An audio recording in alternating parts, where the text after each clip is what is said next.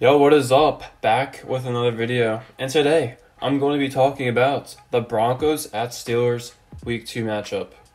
So, both of these teams played on Monday Night Football, back-to-back games. They didn't play against each other, obviously. The Steelers, they started off and they played the New York Giants. I thought it was a very well-played game by both teams. I think the Giants' offense showed promise, and I think it'll be good in the future. But the defensive line for Pittsburgh was unstoppable. Saquon Barkley, a dude you think probably get 150 yards per game, this dude had 6 rushing yards. Who had more rushing yards than Saquon that night? Ben Roethlisberger. Speaking about Big Ben, what a win. What a comeback after that year-long injury. Big Ben, comeback player of the year, led this team down the field on multiple drives, scored 3 times in the red zone, 2 times the Juju, 1 the James Washington. Big Ben is back. Steelers defense is dominant. This team is looking good. On the other hand, we have the next game on Monday Night Football with the Broncos versus the Titans. A game that ultimately should have been a Titan win from the start, but the kicker couldn't make a field goal. If you think about it, the Titans ultimately should have won that game by 2 possessions, and they easily could have lost, only because of Stephen Gronkowski, who can't make a field goal. But we're not here to talk about the Titans, we're here to talk about the Broncos, who showed very good promise on the offense, a very young offense. Drew Lock played very well, and their tight end Noah Fant, I thought, played the best out of all of the receivers, including tight ends, last night. Obviously, Courtland Sutton was out of that game. If he was in that game, could have been a different outcome of who won. I believe he's going to start week 2, which is going to add to their offense, make it a little better. But Noah Fant obviously had a very well game. With the injury of Philip Lindsay, who probably will be out week 2, we have Melvin Gordon. He stood up in the second half, only getting like 20 rushing yards, probably less, fumbling the ball in the first half. Melvin Gordon had a dominant second half, dominant fourth quarter. He had a 25-yard rushing attempt and then a touchdown that put the Broncos ahead of the Titans. The Broncos defense also, it also played very well. I'm not going to say it played the best, only because it let the Titans down the field a couple of times. It did block a field goal, I believe, so the Broncos defense played pretty well. And I wouldn't say, like I said, played amazing, but it played well enough. Obviously, Bradley Chubb, that dude is a monster. Wouldn't be surprised if he got the Big Ben this week. And no Von Miller, that kind of sucks for them. Justin Simmons should have had a pick that game against the Titans. But ultimately, these two teams played well on Monday night. I'm not going to lie, I was watching the whole Broncos game, and I was very bored. I thought it was a boring game. The Broncos, one thing they did very well is they allowed, Derrick Henry to not rush the ball. He only allowed 50 yards in the first half, but the second half, completely different story. Derrick Henry was basically shut down, and that's what I like about this Broncos defense. They did give up a couple plays to A.J. Brown, Corey Davis, and obviously the tight end, Jonnu Smith. And that could be devastating only because Big Ben is back and he was looking nasty good. And the Steelers have talent on the offense, so that could be a mismatch. But we obviously saw that since the Broncos' defensive line was playing good, they didn't allow rushing. We actually saw the Pittsburgh Steelers offense, their rushing game was kind of sad.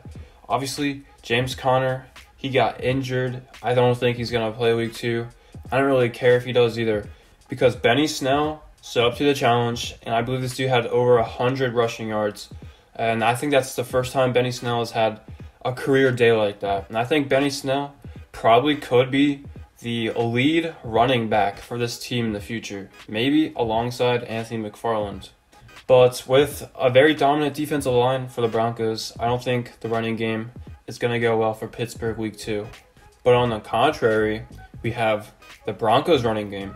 Like I said before, Philip Lindsay, he's injured. I don't think he's going to start week 2. If he does, whatever. But Melvin Gordon, I don't think this dude is going to get over 50 rushing yards week 2. Only because Saquon Barkley, oh my God, this dude had 6 rushing yards. Obviously, that could be due to the fact that the Giants' offensive line's horrible. And I wouldn't say the Broncos' offensive line's horrible because I don't really know a lot about it. But I think the Steelers are going to probably destroy the Broncos' offensive line, and Melvin Gordon's not going to have a good game week 2. One thing that I did notice about the Steelers is that obviously their running defense was amazing. Their secondary was pretty good, but the middle of the secondary, middle linebackers near Devin Bush, Vince Williams, with the absence of Mark Barron, cutting him, that's how the Giants abused the Steelers. And the ball was thrown in the middle of the field, and it completely confused the Steelers. That's how Daniel Jones had a pretty dominant passing game. I wouldn't say it was the best, but it was pretty good. He didn't throw it near Joe Hayden, didn't throw it near Minka, but he threw it in the middle of the field so the receiver could catch it and just run until he gets tackled for a first down. And they did that in the first half pretty well. So if the Broncos do that against the Steelers, that could be a pretty dominant way of getting passing yards. Because like I said, Melvin Gordon's not getting any rushing yards week 2. Another thing the Giants did, which the Broncos probably should try, is tricking Minka. So obviously we saw that play where he thought Daniel Jones was going to throw it in the middle of the field just like normally. But Darius Slayton goes downfield, tricks Minka. He absolutely destroys Minka. Minka's not even close. And he scores a touchdown, a 40-yard touchdown. And if something like that happens again, which I doubt will happen, this is a good way for the Broncos to score. But besides the Broncos passing game, we got to talk about the Steelers passing game. Obviously, with that dominant of a defense, you don't even need a good offense. But Big Ben's return, this offense looked pretty good. I believe they were in the red zone 3 times, maybe 4, and lost like a sack or something. But I believe they were only in the red zone 3 times. And how many touchdowns did they score? 3 touchdowns. With a team in 2018 that had the best red zone percentage, around 77. And then in 2019, the worst red zone percentage in the league, around 33%.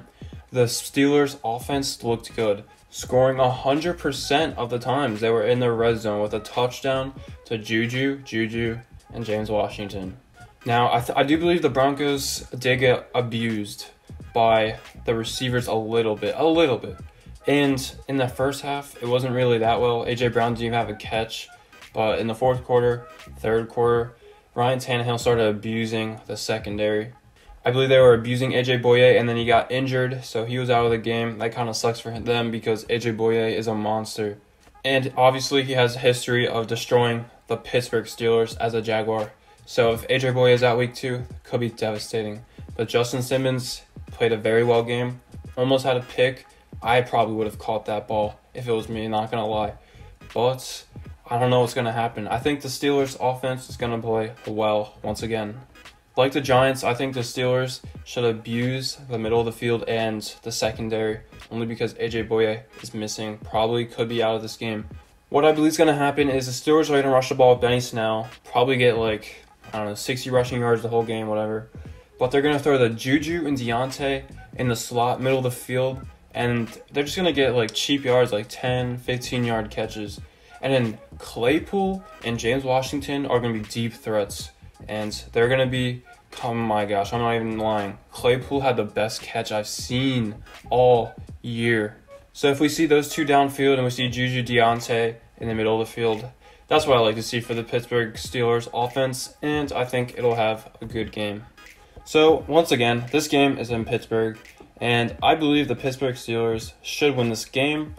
I just think they're better in both categories on the field. Defensively, they're obviously better. They have the best defense in the league. And offensively, I think they're better. I wouldn't say the Broncos have a bad offense. I just think the Steelers with Big Ben back have a dominant offense. Juju is actually looking like a Pro Bowl wide receiver once again. One thing I forgot to mention is that the Steelers' offensive line got bullied. I wouldn't say Big Ben got destroyed because he didn't. He only got sacked once or twice. With Zach Banner out for the whole season, that's pretty devastating for the offensive line. I think someone's coming back from injury. I forget who specifically, but that'll make it better because Stefan Wisniewski, pretty sure he got injured. So I don't know what's going to happen. Steelers' offensive line could be questionable this game, and Bradley Chubb could easily get to Big Ben. But like I said, Steelers, I believe, win this game. It's in Heinz Field. Home field advantage for once. They never start with a home opener. But starting 1-0, the Steelers historically have a good season. And I believe the Steelers are going to have a great season this year. So good luck to both teams. Good luck. Hope both sides of the field stay healthy for both teams. And that's it. Thanks for watching. Adios.